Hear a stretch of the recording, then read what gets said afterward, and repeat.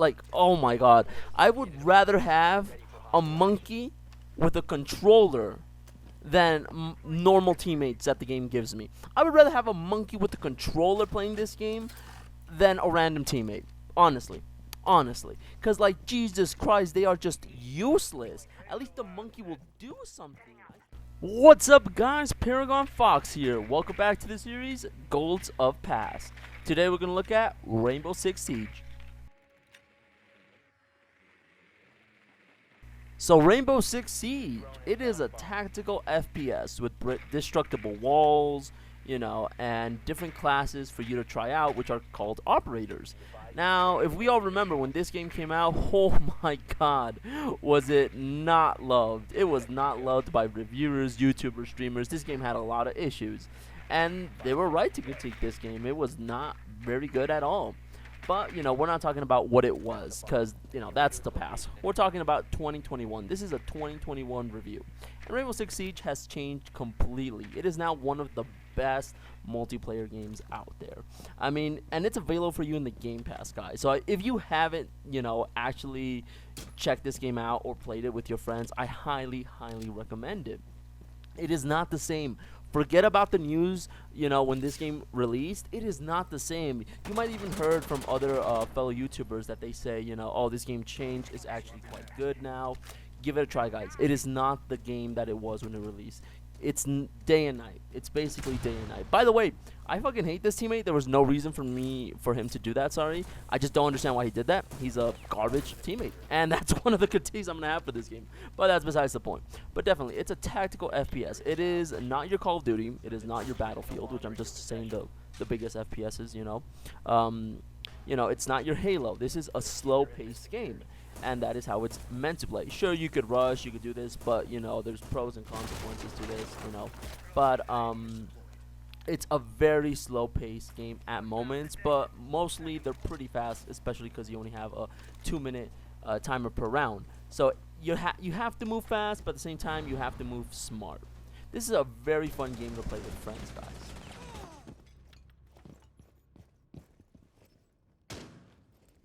So what is so fun about Rainbow Six Siege? Why did people come back to it? Why do people keep playing this game, right? Like, what makes it so much fun, right?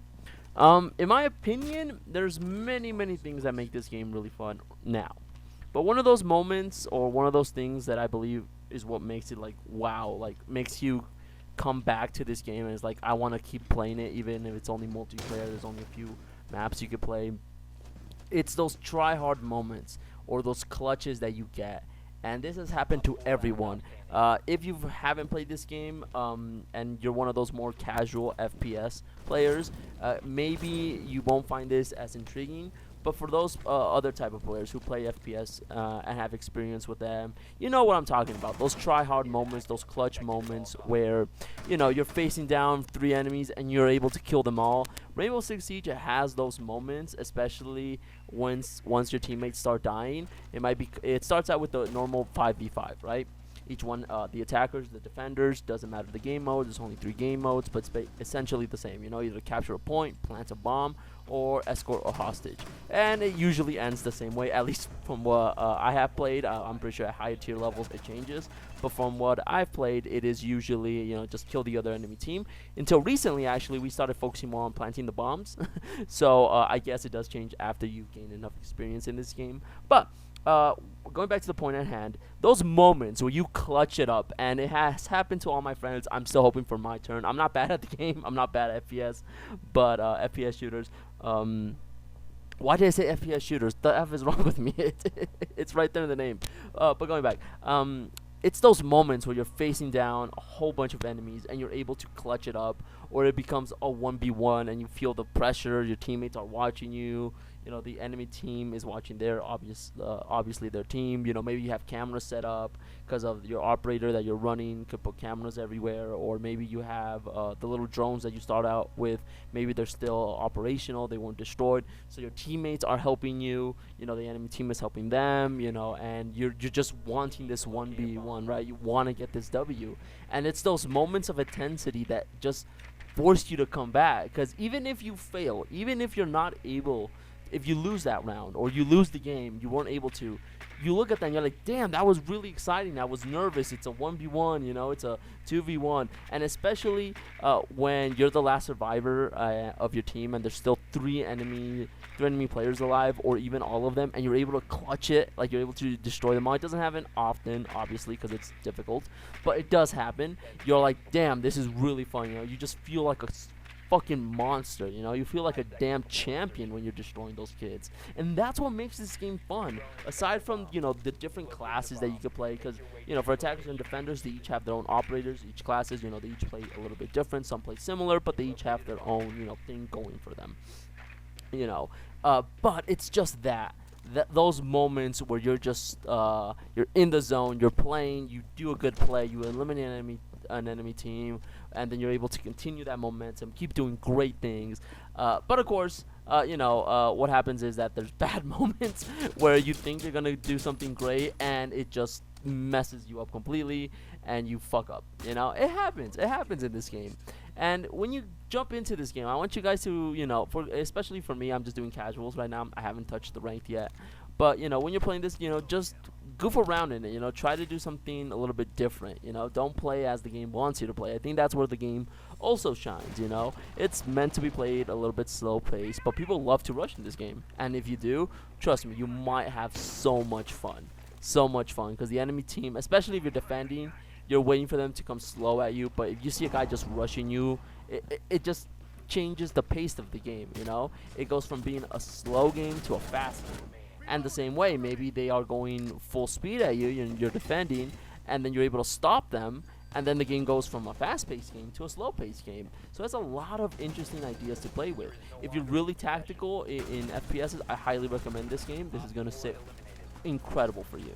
Okay, I'm just starting out. There's a whole bunch of people who have reviewed this game before, but the difference is I'm giving you a fresh start of a guy who has never touched Rainbow Six Siege. I just started and I fell in love with it. I'm a big FPS guy, and I fell in love with this game. I really did. I did not like this game initially, because I was like, this is a search and destroy game mode for Call of Duty.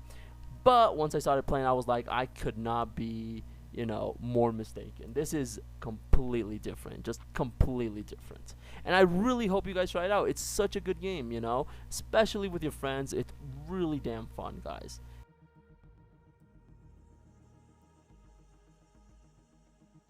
So the boring, or the why the F. Oh my god. Okay, so this is basically the bad section of the game. And let's start off with the main thing. The goddamn teammates. The damn teammates. Jesus Christ. I'm usually playing in a team, which is the full team, the full 5 players, or maybe it's only 4 of us. But I swear to God, when it's only us 4 and we get a random ass teammate, he is the most useless piece of garbage I have ever seen. Just useless. I don't understand why the game does this to me.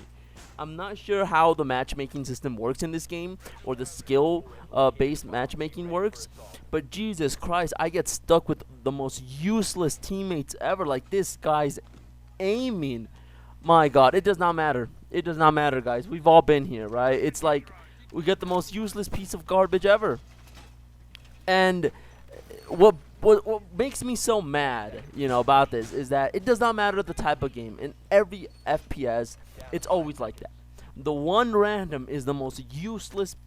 Like, oh my God, I would rather have a monkey with a controller than normal teammates that the game gives me. I would rather have a monkey with a controller playing this game than a random teammate, honestly. Because, like, Jesus Christ, they are just useless. At least the monkey will do something. I've seen some of these guys literally kill me when I'm in front of a window. I'm not in front of the window, but I'm looking down the hall. He'll get behind me, use me as a shield, sees an enemy, and kills me before he even kills the enemy. I swear to God, like, these guys are... Oh, my God, they are just useless. I don't understand why. I really don't understand why it's in every FPS. It's not exclusive to Rainbow Six Siege.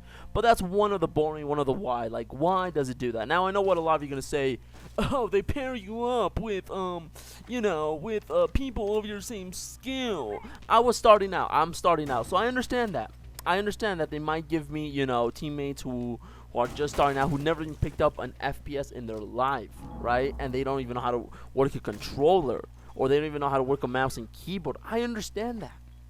But now, this is still happening to me after I have a couple hours into this game. Like, I'm getting stuck with these guys who are just utter garbage, and I don't understand why, and it really kills the mood because the teammates I get are just useless. Useless. I'm literally telling you guys, I prefer a monkey with a damn controller. I would rather prefer that.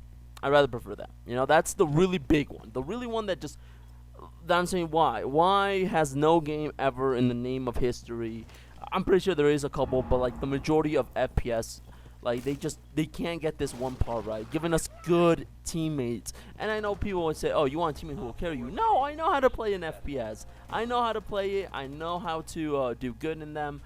I'm not saying that. I just want a competent teammate who will not kill me when given the opportunity. That's what I want. I know some developers will be like, it's impossible. Sacrifices must be made. I don't give a shit. I'd rather eat a bowl of nails than deal with bad teammates. And I know it's one of those dreams that will never come true for us. It won't. For us gamers, well, we suffer this though. They're just really bad teammates. But I just ask myself why. This game has such great teamwork when you're with a full team. When you're playing it, it feels really good to play. But when you're missing one or two teammates, those two randoms are just utter garbage 80% of the time. We have to be honest. There's at least a 20% chance where you will get a good teammate, right? You will get those really good players. And I mean, yeah, like you'll get the good teammates, right? You will get them eventually.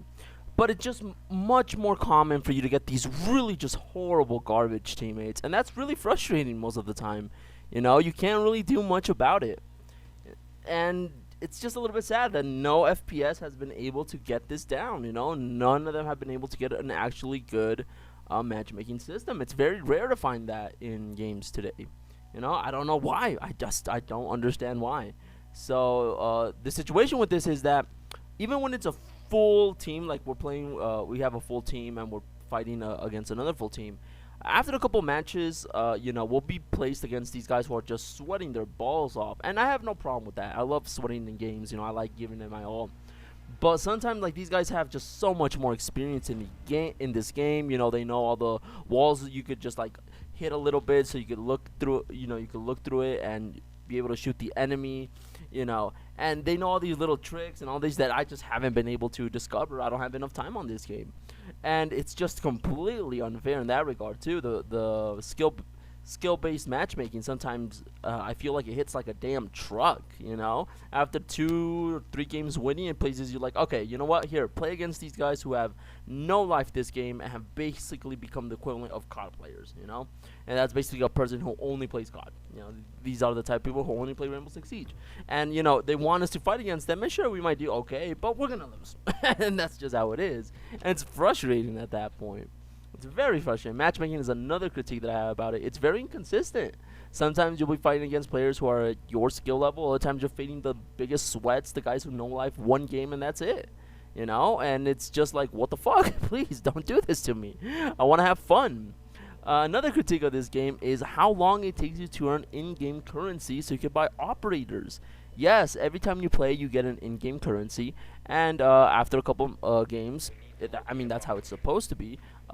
You're able to buy a new attacker operator or defender operator. You know, if you're defending, well, you're gonna want to buy a defending operator. You're gonna have, you know, maybe you want to buy a better defending operator. So you're gonna want to waste your in-game currency that you earned in a defender. Maybe you were really saving up for this attack operator. That's what you're gonna save up to. The problem is, it's extraordinarily hard. Like, I've played this game for maybe two weeks, I think, 2 or 3 weeks now, and you know, been playing it for like 2 to 3 hours per day usually. And to this day, I have only bought 2 operators, and those were like the 1,000 in-game currency operators. Like, there's one I want that is worth 15, and I still don't have enough. Even if I hadn't wasted my money on those 2 operators that I did, I would only still have 12,000 points, 12,000 in-game currency, 12,000 points. And most of the operators that I want are 15,000. So I mean, I don't know how it works. People might be like, "Oh, you're the worst kid. You know, you're not doing enough for your team. You know." And you know, they earn like I guess like 2,000 points per game. But no, it's just very difficult. And I think the game has I think I've actually seen it. The premium currency, or like you could just buy and get the operator, and there's no problem, right? Just pay real money to get the operator, and that's where I feel it becomes a little bit pay to win in a sense, because some operators are better than others, and if you say no, then you are a fucking liar.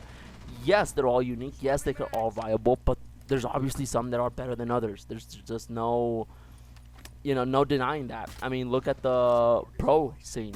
There's always some operators who are picked over others. You cannot deny that. And if all of them were equal, and they each had their their pros and cons, then you would see a bigger variety in the pro scene. But it's not true. You can look it up, and you will see that, yeah, most guys pick only certain operators, and that's where it becomes a little bit pay to win. And that's a little bit sad, It's a little bit sad. This game's really fun, but some operators are a little bit stronger. All of them are good, yes, but some are just better than others, and you cannot deny that. You really cannot deny that. And the last point, which I really did not like about this game, the only thing that I think was one of the turnoffs for me is just the maps. I don't know. I really haven't gotten too deep into the community, but I feel like some of the maps are a little bit chaotic in a sense. They don't seem like a fun map to play. There's certain maps that I see come up, and I'm like, oh, this is gonna be a fun map. And there's others where I'm like, I'd rather play on Downturn from Modern Warfare 3 for my OG COD players, So yeah, I mean, it has issues. This game definitely does have its issues, but it's still a very fun experience, guys. Very fun, Getting rid of these points, it's still a very fun and enjoyable game. And I really do recommend it to you guys. It's an incredible FPS shooter. It's not, trust me, guys, it's not too bad with pay to win. I don't want to make it seem like, oh, pay to win, that's it, can't even touch it because it's pay. No. It's still very viable, It's still very viable. It's just that it takes longer to get those operators, but you'll get there eventually. You'll definitely get there. It's not something out of this world. Maybe playing with like a month, you'll get most of the operators you actually want. And then after that, it's just picking a couple operators that you're going to try out for fun, basically. But again, do give this game a try, guys. It's really damn fun.